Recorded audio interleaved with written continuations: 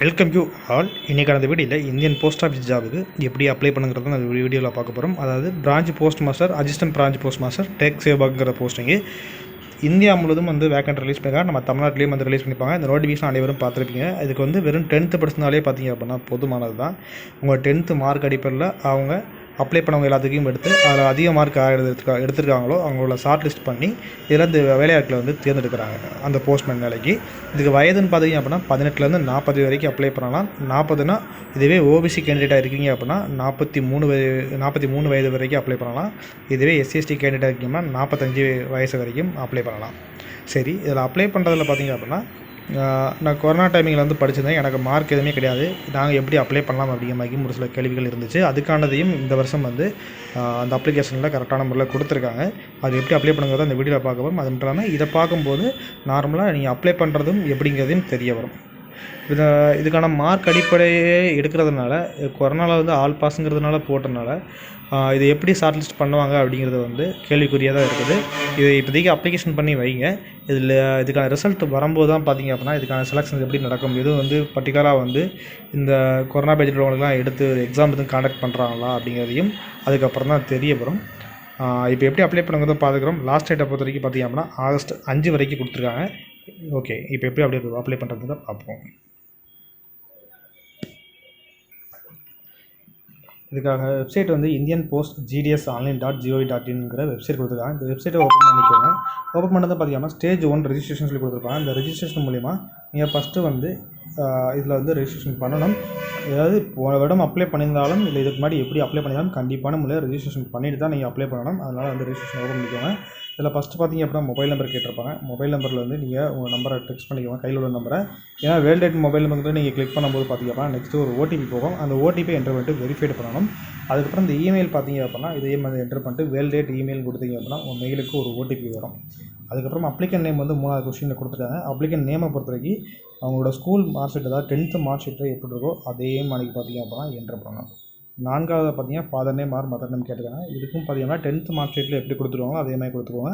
ஒருவேளை 10th mark ஷீட்டில் அப்பா பேர் அம்மா பேர் எதுவும் கொடுக்கல அப்படின்னா அப்பா பேரை மட்டும் என்ட்ரு பண்ணுங்கள். அதாவது டிசியில் இல்லை ஏதாவது ஒரு ரெக்கார்டு கவர்மெண்ட் ரெக்கார்டில் எப்படி இருக்கோ அதே மாதிரி என்ட்ரு பண்ணிக்குவோங்க. 5வது பார்த்தீங்கன்னா டேட் ஆஃப் பர்த், இதுவும் மார்க் ஷீட்டில் உள்ளபடி தான் கொடுக்கணும்.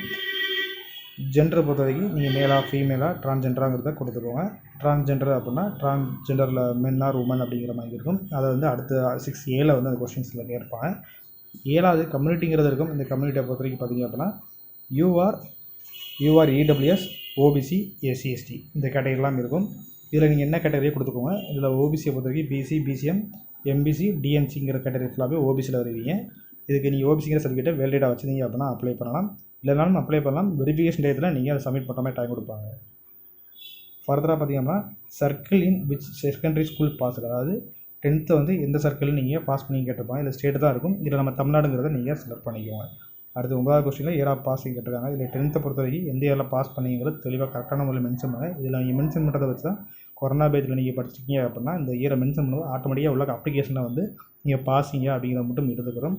அதனால் இயரை கரெக்டாக கொடுங்க. 10th கொஸ்டின்ஸில் என்ன கொடுத்துருக்காங்க அப்படின்னா அடுத்து 10வது கொஸ்டினாக கேப்சா கேட்டிருக்காங்க. இது ZFYFPன்னு சொல்லி அந்த கேப்சா கொடுத்துருக்காங்க. பார்த்தீங்கன்னா தெரியும் ரைட் சைடில். அது கேப்சா டெக்ஸ்ட் பாக்ஸில் கொடுத்துட்டு சப்மிட்டுங்கிறத கிளிக் பண்ணணும்.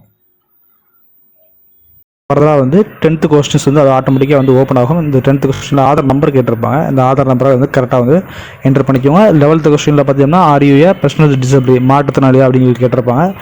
நீங்கள் மாற்றுத்திறனாளியாக இருந்தீங்கன்னா எஸ்ன்னு கொடுங்க. அப்படி இல்லைன்னா நோங்கிறத கொடுத்துருங்க. அப்படி இருந்தீங்க அப்படின்னா என்ன கேட்டகரி இருக்கிறீங்க அப்படிங்க கேட்டகரியை பொறுத்த வரைக்கும் ஒரு 4 இது டைப் கொடுத்துருக்காங்க. ஒவ்வொரு கேட்டகரியும் சூஸ் பண்ணி பார்த்தீங்க அப்படின்னா அதை என்னென்ன கொடுத்துருக்கான்னு பார்த்துக்கோங்க. அதில் லோ விஷன் கொடுத்துருக்காங்க கேட்டகரி ஏல. கேட்டகரி பியில் பார்த்தீங்க அப்படின்னா ஹார்ட் ஆஃப் ஹியரிங் சொல்லி டெஃப் அப்படிங்கிற மாதிரி கொடுத்துருக்காங்க.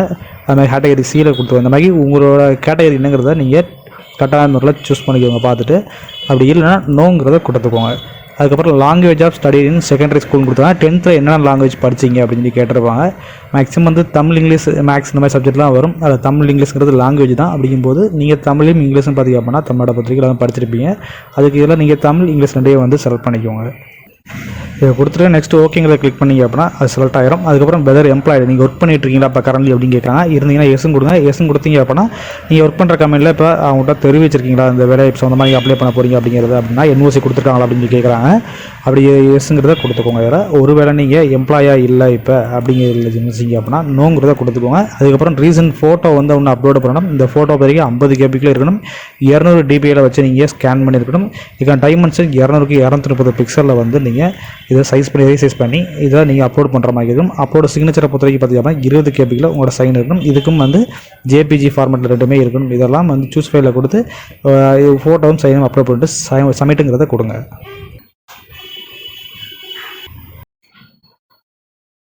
நெக்ஸ்ட் பேஜில் நீங்கள் கொடுத்தக்கான எல்லா டீட்டெயில்ஸுமே மறுபடியும் வந்து இப்போ ப்ரிவியூ காமிச்சிருப்பாங்க. அந்த ப்ரிவியூவில் எல்லா டீட்டெயில்ஸ் கரெக்டாக கொடுத்துருக்கீங்களா அப்படிங்கிறத செக் பண்ணிக்கோங்க. செக் பண்ணி பார்த்துட்டு கீழே வந்து இங்கே டிக்ளரேஷன் இருக்கும். இதை செக் பாக்ஸை கிளிக் பண்ணிக்கோங்க. கிளிக் பண்ணிட்டு சப்மிட்டுங்கிறத கொடுத்துக்கோங்க.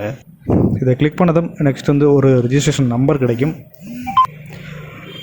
உங்களுக்கு இந்த ரெஜிஸ்ட்ரேஷன் நம்பர் SMSலையும் அண்டு பார்த்தீங்கன்னா மெயிலையும் வந்திருக்கும். இதை நீங்கள் நோட் பண்ணி வச்சுக்கணும்.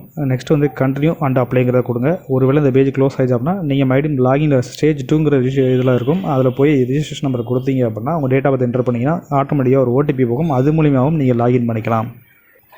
இப்போ கண்டினியூ டு அப்ளைங்கிறத கொடுத்தோம் அப்படின்னா ரெஜிஸ்ட்ரேஷன் நம்பரை பொறுத்த வரைக்கும் ஆட்டோமேட்டிக்காக எடுத்துக்குது. சர்க்கிள் அப்ளைங் ஃபார்க் இருக்கும். நீங்கள் அப்ளை பண்ணும்போது என்ன சர்க்கிள் தமிழ்நாடு கொடுத்தீங்க தமிழ்நாடு கொடுத்து சப்மிட்டுங்கிறத கொடுங்க. இப்போ பார்த்தீங்க அப்படின்னா உங்கள் மொபைல் நம்பர் கொடுத்த நம்பருக்கு ஒரு OTP இருக்கும். அந்த OTP இங்கே நீங்கள் சப்மிட் பண்ணிட்டு கேப்சாவை என்ட்ரு பண்ணிவிட்டு நெக்ஸ்ட்டுங்கிறத இங்கே கொடுத்துருங்க.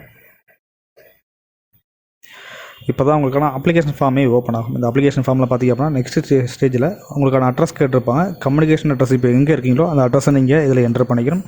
அடுத்து பெர்மனன்ட் அட்ரஸ் இருக்கிற இடத்துல பார்த்திங்க அப்படின்னா நீங்கள் நிரந்தர முகவரி எண்ணோ அதை ஃபுல்லாகவே டைப் பண்ணிக்கோங்க. இதில் உங்களோட கதவு நம்பர், தெரு பெயர், ஊர் பெயர் அண்டு டிஸ்ட்ரிக் அந்த பின்கோட் இது எல்லாமே வந்து ரெண்டுலேயுமே வந்து டைப் பண்ணிக்கோங்க. டைப் பண்ணிட்டு பார்த்தீங்க அப்படின்னா இந்த இடத்துல தான் மெயின். இதில் பார்த்தீங்க அப்படின்னா குவாலிஃபிகேஷன் டீட்டெயில்ஸ் இப்போ தான் கேட்குறாங்க. செலக்ட் போர்டுன்னு சொல்லி கொடுத்துருக்காங்க பார்த்தீங்கன்னா. இதில் வந்து நீங்கள் ஸ்டேட் போர்டில் படிச்சிங்களா, CBSE சிலபஸில் படிச்சிங்களா, இல்லை நேஷ்னலில் படிச்சிங்க அப்படிங்கிற மாதிரி எல்லா டைப்பும் கொடுத்துருப்பாங்க. இதில் நீங்கள் என்ன டைப்பும் கரெக்டாக சூஸ் பண்ணணும். இப்போ வந்து இதில் நீங்கள் ஆல்ரெடி சொன்ன மாதிரி பார்த்திங்க அப்படின்னா இந்த கொரோனா பேஜுக்கு ஆல் பாஸ்ன்னு போட்டதுக்கான சர்டிஃபிகேட்டுக்கு பார்த்திங்க அப்படின்னா அவங்க ஒரு ஆப்ஷன்ஸ் கொடுத்துருக்காங்க. இந்த ஆப்ஷனை நீங்கள் சூஸ் பண்ணிங்க அப்படின்னா ஆட்டோமேட்டிக்காக பார்த்திங்க அப்படின்னா ரிசல்ட்டில் வந்து நீங்கள் பாஸாக ஃபெயிலாக போட்டு தான் கேட்கும். இதில் நீங்கள் மார்க்குங்கிறப்ப செலக்ட் பண்ணுங்கள். செலக்ட் பண்ணிட்டீங்க அப்படின்னா ஒவ்வொரு சப்ஜெக்ட்டையும் வந்து நீங்கள் ஃபெயில் ஆர் பாஸ் மட்டும் தான் நீங்கள் செலக்ட் பண்ணணும். பாஸ் அப்படின்னா பாஸுங்கிறத எல்லாத்தையுமே கொடுக்கணும். இப்படி அனைத்தையும் கொடுத்து சேவ் அண்ட் கண்டினியூ கொடுக்கணும். ஒரு வேளை வந்து உங்களுக்கு மார்க் இருக்குது அப்படின்னா நீங்கள் எந்த இயரில் பாஸ் பண்ணியிருப்பீங்க அப்படிங்கிறத வந்து பார்த்துக்கோங்க. ஸ்டேட் போர்டு பக்கத்தில் அந்த இயருக்கு மென்ஷன் ஆகிருக்கு அப்படின்னா அதை சூஸ் பண்ணிக்க. சூஸ் பண்ணிவிட்டு ஒவ்வொரு சப்ஜெக்ட்டையும் நீங்கள் செலக்ட் பண்ணணும். சப்ஜெக்டை செலக்ட் பண்ணிட்டு பார்த்துட்டீங்க அப்படின்னா அந்த சப்ஜெக்ட்டுக்கான மார்க்கையும் என்ட்ரு பண்ணிக்குவோம். என்ட்ரு பண்ணிட்டு சேவ் அண்ட் கண்டினியூ கொடுங்க. இந்த மார்க்கை என்ட்ரி பண்ணும்போது தவறுதல் பண்ணிட்டா மறுபடியும் எடிட் பண்ண முடியாது. அதனால் கவனமாக கொடுத்துக்கோங்க. இதெல்லாம் கொடுத்து நெக்ஸ்ட் கொடுத்தீங்க அப்படின்னா ஃபைனல் ஸ்டேஜான உங்களுக்கான அப்ளிகேஷனில் எந்த போஸ்ட் ஆஃபீஸை செலக்ட் பண்ணணும் அப்படிங்கிற மாதிரி லிஸ்ட்டு கொடுப்பாங்க. நீங்கள் தமிழ்நாட்டில் எந்த டிவிஷனில் வேணாலும் நீங்கள் அப்ளை பண்ணிக்கலாம். ஒருவேளை நீங்கள் உங்களுக்கான டிவிஷன்லேயே நீங்கள் அப்ளை பண்ணுறீங்க அப்படின்னா அந்த டிவிஷனை செலக்ட் பண்ணிக்கலாம். இப்போ நம்ம விருதுனால நாங்கள் பார்த்திங்க அப்படின்னா விருது டிவிஷனை செலக்ட் பண்ணிக்கிறோம். இதில் வந்து போஸ்ட் ஆஃபீஸ் வந்து எந்தெந்த போஸ்ட் ஆஃபீஸில் என்னென்ன போஸ்டிங் இருக்குன்னு சொல்லி கொடுத்துருப்பாங்க. இப்போ பார்த்திங்க அப்படின்னா ஆலமரத்து பட்டிங்கிற பிளேஸில் பார்த்திங்க அப்படின்னா GTS ABBM அதாவது அசிஸ்டன்ட் பிரான்ச் போஸ்ட் மாஸ்டர் கொடுத்துருக்காங்க. UR கேட்டகரிக்கு கொடுத்துருக்காங்க. சேலரி வந்து 10,000 அப்படிங்கிற மாதிரி கொடுத்துருக்காங்க. லோக்கல் லாங்குவேஜ் தமிழ் தெரிஞ்சிருக்கும். அப்படி தெரிஞ்சிச்சு அப்படின்னா இந்த போஸ்டிங்கை செலக்ட் பண்ணுற மாதிரி கொடுத்துருக்காங்க. இப்படி நீங்கள் ஒவ்வொரு டிவிஷன் கீழே இருக்கக்கூடிய போஸ்ட் ஆஃபீஸுக்கு நேராக நீங்கள் எந்த போஸ்ட் ஆஃபீஸ் ஃபஸ்ட்டு வேணும் அப்படின்னு நினைக்கிறீங்களோ அதுக்கு நேராக வந்து ஃபஸ்ட்டு ஒன்று செலக்ட் பண்ணுங்கள். இப்போ OBC கேட்டகரியில் பார்த்தீங்கன்னா உங்களுக்கான கேட்டகரி என்ன கேட்டகரி சூஸ் பண்ணுங்கள் அந்த கேட்டகரியில் மேக்ஸிமம் ஃபஸ்ட்டு சூஸ் பண்ணுங்கள். இப்போ பார்த்திங்க அப்படின்னா அருப்புக்கோட்டை ஈஸ்ட்னு சொல்லி இருக்குது. இதில் OBCயில் பார்த்தீங்க அப்படின்னா நான் வந்து 1ங்கிறத கொடுத்துக்கிறேன். அதுக்கப்புறம் நீங்கள் உங்களுக்கு எந்த போஸ்ட் ஆஃபீஸுக்கு வேணுமோ அதை வந்து அடுத்த 2 கொடுக்கணும். இப்படி எல்லா போஸ்ட் ஆஃபீஸுக்கும் கண்டிப்பான முறையில் கொடுத்தே ஆகணும். இதில் கிட்டத்தட்ட பார்த்திங்க அப்படின்னா 5வது பேஜில் கிட்டத்தட்ட ஒரு 49 போஸ்ட் ஆஃபீஸ் கொடுத்துருக்காங்க. இந்த 49 போஸ்ட் ஆஃபீஸையும் நீங்கள் செலக்ட் பண்ணியே ஆகும். இது எல்லாத்தையுமே ஒவ்வொரு டிவிஷனுக்கும் வந்து போஸ்ட் ஆஃபீஸ் வேக்கண்ட்டை பொறுத்து மாறும். அப்படி எத்தனை லிஸ்ட்டு கொடுத்துருக்கோம் அந்த லிஸ்ட்டு எல்லாத்தையுமே வந்து நீங்கள் ப்ரிஃபரன்ஸ் செட் பண்ணிவிட்டு நீங்கள் அதுக்கப்புறம் கீழே டிக்ளரேஷன் இருக்கும். இதை கொடுத்துட்டு பார்த்தீங்க அப்படின்னா சேவ் அண்ட் ப்ரொசீட் கொடுத்தீங்கன்னா உங்களுக்கான அப்ளிகேஷன் வந்து கம்ப்ளீட் ஆயிரும். இதுவே அதுக்கப்புறம் ஃபீஸ் கட்டணும் அப்படின்னா ஆட்டோமேட்டிக்காக ஃபீஸ் பே பண்ணுற வெப்சைட் போகும். அதில் போய் நீங்கள் UPI இல்லைனா Google Pay மூலிமா வந்து நீங்கள் பேமெண்ட் பண்ணிக்கலாம்.